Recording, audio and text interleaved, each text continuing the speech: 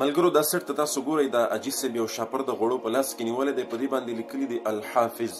د عجیز صاحب محترم پې ډېرې تفصیلي خبرې کړي دي، هغه به بیا تاسو اخره کې واورئ. خو زه تاسو ته یو څو اهمې خبرې کول غواړم. ګورئ موږ سره په دې کې تاسو هم ملګري شئ، په دغه عظیم کار کې تاسو زموږ سره ملګري شئ. ګوره نن سبا موږ تاسو په وړو وړو خبرو باندې احتجاجونه کوو. فرانس کې یو څوک د قرآن بې ادبي وکړي، د قرآن بې حرمتي وکړي، دلته کې موږ توړ پوړ او دا شیونه کوو. بالکل صحیح خبره ده.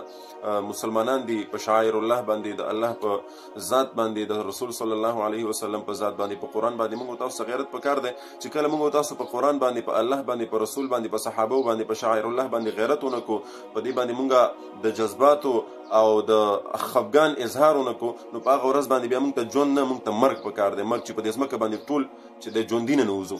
لهذا دا د دې غوړو دا چې کوم مالک دی د دې کمپنۍ، د دې چې کوم آنر دی، دې ته به دا ویډیو رسو. انشاءالله ستاسو په ملګرتیا سره، ستاسو په تعاون سره به دا ویډیو ورته رسو، او دنه موږ دا مطالبه کوو چې زر تر زره ته د خپل پیکټ او د خپل د دې غوړو چې دا کم نوم دی، دا لیبل دی، دا بدل که. ګوره په دې باندې لیکلي الحافظ. الحافظ د الله نوم دی.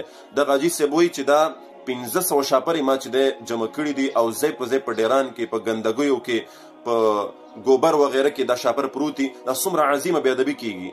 پکار دی چې موږ تاسو په دې باندې احتجاج وکړو. خو د احتجاج نه مخکې الله دې وکړي چې د دغې کمپنۍ مالک ته زموږ استاد پیغام ورسیږي، او دې زر تر زره دغه خپل نوم بدل کړي. پکار دی چې دی یو داسې نوم کېږدي چې په هغې باندې دی الله نه رانیسي. ګوره یقینا دا سړی به مسلمان وي، ځکه په یو مسلمان ملک کې لګیا دی، دغه رنګې حلال غوړي چې دی تیاری، نو بیا پکار دی چې دی داسې نوم ورته کېږدي چې په هغې باندې دی ګنهګار نشي. او دې سره سره زه یو پیغام دغې نورو دوکاندارانو ته هم لرمه. اکثر په دې پاپړو باندې، په دې بسکټو باندې، په دې سیزونو باندې د داسې نوم ایږدي چې هغه د صحابه کرامو وي، لکه دا سلمان شو، دا رنګې مختلف نومونه یې تاسو به کتلي وي.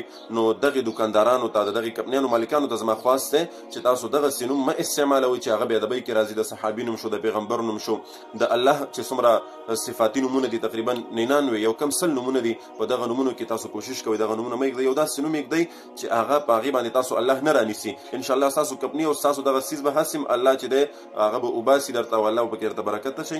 او بل اهم پیغام دوکاندارانو ته ورکول غواړم چې دوکانداران ورونه دي د دغسې کمپنیانو، د دغسې خلکو مکمل بایکاټ وکړي چې د هغې په پراډکټس باندې د الله یا د پیغمبر یا د صحابي یا د شاعر الله بې ادبي کېږي، او د هغې نومونه یې ورباندې. لهذا دغه پیغام در سره ډېر زیات شیر کړئ، او د دې باباجي دا خبرې واورئ. ډېرې ښه خبرې کړي، او دغه کلیپ مخکې ما ورورو دوستانو ته یې ودغه تیلۍ ته وګورئ.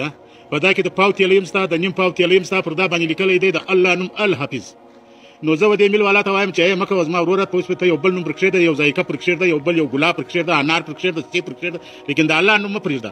دغه تیلیانې سر خلاصو ما ته 1500 زیاتې جمع کړي دي، پوه شوې. او په دا ګلیانې په دا کچرو کې دغه د 1 کیلو تیلۍ د اوس ما د یو کچرې سره واخیستله. نو چې موږ پر هر شي باندې احتجاج کوو، د احتجاج شی خو دغه دی زما وروره چې زموږ د پاک الله نوم نن په دغه کچرو، په ګوبرو، په دغه د اوس هم دا تیلۍ دا د ګوره ته یې وګورې، دا اوس ما د یو کچرې کونډۍ سره وایستلې، او دا کم سے کم ما ته 1500 تر 600 زیاتې جمع کړي دي. سر خلاصو د دې میل والا ته موږ دا خواست کوو. دا خو ما چې د کوټې میل دی د رضوان، لیکن دا د رضوان بای میل نه دی، دا کراچي میل دی. نو دې ته موږ دا خواست کوو چې دغه د الله نوم د داسې لرې کړه، او د دوکاندارانو ته موږ دا خواست کوو چې باید دا غوړي مه راوړئ. په دې کې موږ ګناهګاره کېږو. زموږ د الله نوم دی، د دې بې حرمتي ده.